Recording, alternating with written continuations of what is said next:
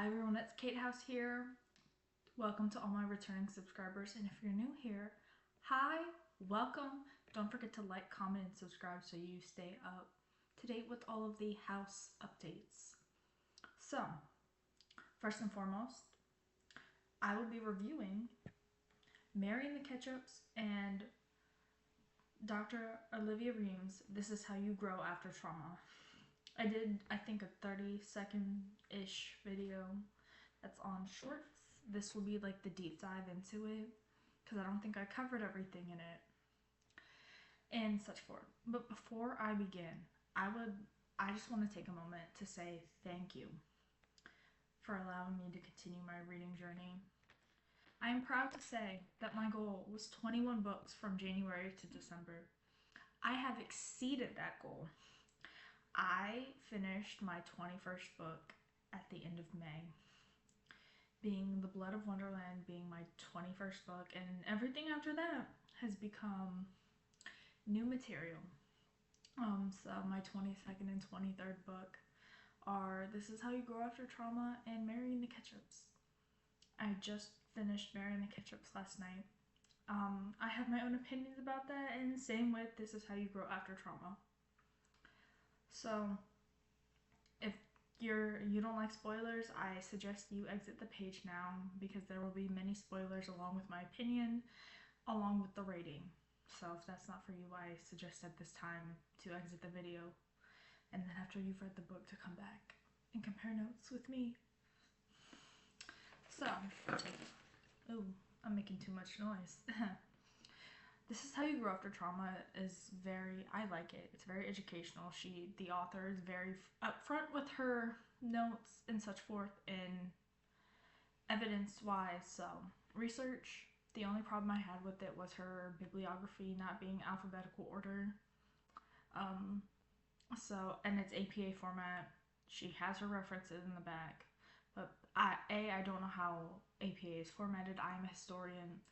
So we use Chicago format, and Chicago requires primary and secondary sources to be separate, or I think it's required. I don't know. I don't remember. College was a hot minute. But we were required to organize primary sources alphabetically by last name, and if they had no last name, then just by the title. So that was my one problem, was the bibliography. But other than that, it was fine. I liked it. It was very evidence-based, very fact-driven, very good. I think I gave it a 4 out of 5 stars on TikTok. I am on TikTok at BookHouseKate. So German word for book, B-U-C-H, and then .house, H-A-U-S, .Kate. And then Marrying the Ketchups. Oh my lord. Oh god. I normally don't trash talk books. I give a very good opinion based on how it's structured. But it focuses on the year of 2016. And for those who are not familiar with American politics and sports going on at 2016, specifically baseball, it was a presidential election. For those of you who don't know, Google is a fabulous source. And eventually this book only tries, I guess the author, there are so many ways for characters to connect and grow through a book. There are very intimate moments, like in Sarah J. Maas's A Court of Thorns and Roses. The characters have time to connect and explain what, why, when, and very, nobody knows them but them. So very, I don't want to say, romantic scenes, but very, thank you, good friends, and such forth.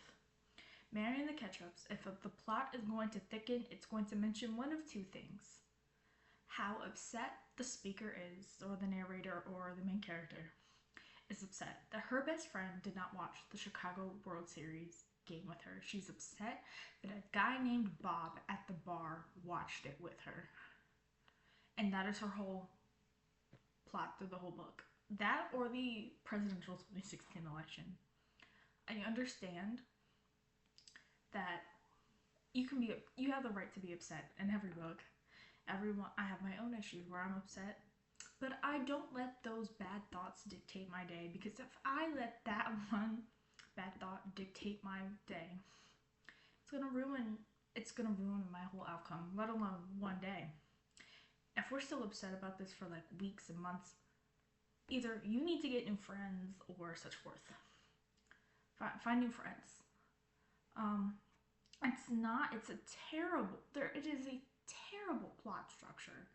I mean, if you're only trying to keep the reader engaged, as the 2016 election and the Chicago Cubs winning the World Series, two of which were very big deals. And Chicago Cubs winning their World Series in 2016 since 1908.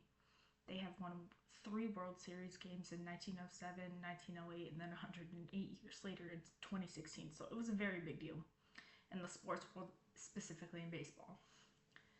But if that's the plot through the whole book, we can do so much better.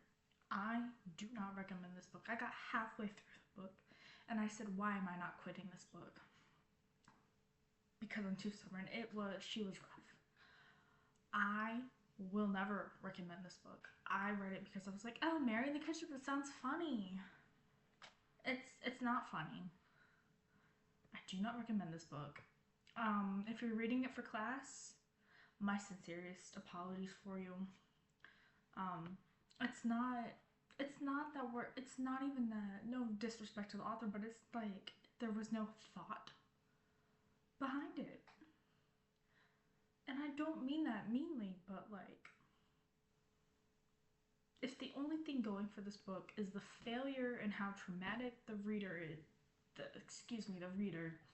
speaker is over the 2016 election, and how upset she is over her best friend not watching the Chicago Cubs World Series game with her, we need to put the big girl pants on and find a new. I have bigger issues in the world than focusing on things I cannot control. I cannot control my best friend not watching that game with me. I cannot control. All I can do is say, hey, can you come over? And if that wasn't bad enough, the language of it, there's no growth between characters. And even if the author tries to pivot away from those, it's a very stereotypical change away. She thinks her husband is cheating on her. And I've read a lot of cheating husband or cheating spouses or partners books. There are so many better authors who do it than the author of Mary and the Ketchups. Her first name is Jennifer. I'm so sorry.